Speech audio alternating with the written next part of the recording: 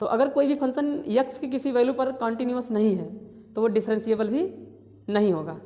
ठीक है, ये बात आपको समझ में आ रहा है। लेकिन अगर किसी यक्स की वैल्यू पर वो कॉन्टीन्यूअस है तो वो डिफरेंशिएबल भी हो जाए ऐसा ज़रूरी नहीं है। तो आपको ये ध्यान में रखना होगा कि अगर कोई भी फंक्शन किसी यक्स की वैल्यू पर कॉन्टीन्यूअस हो रहा है तो वो उसी यक्स की वैल्यू पर डिफरेंशिएबल भी हो ऐसा ज़रूरी नहीं है, ये ध्यान में रखना है। हाँ, लेकिन अगर कॉन्टीन्यूअस नहीं होगा तो डिफरेंशिएबल भी नहीं होगा।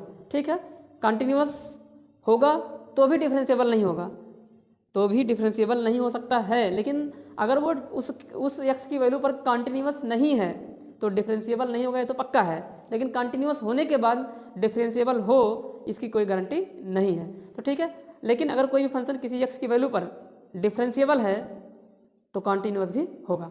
ठीक है, तो इस बात को आपको ध्यान में रखना होगा। तो हमें चेक करना है एक्स की जब मतलब एक्स बराबर 2 पर ये फंक्शन क्या है, कॉन्टीन्यूअस है कि नहीं है, डिफरेंशिएबल है कि नहीं है। तो देखिए क्या करेंगे।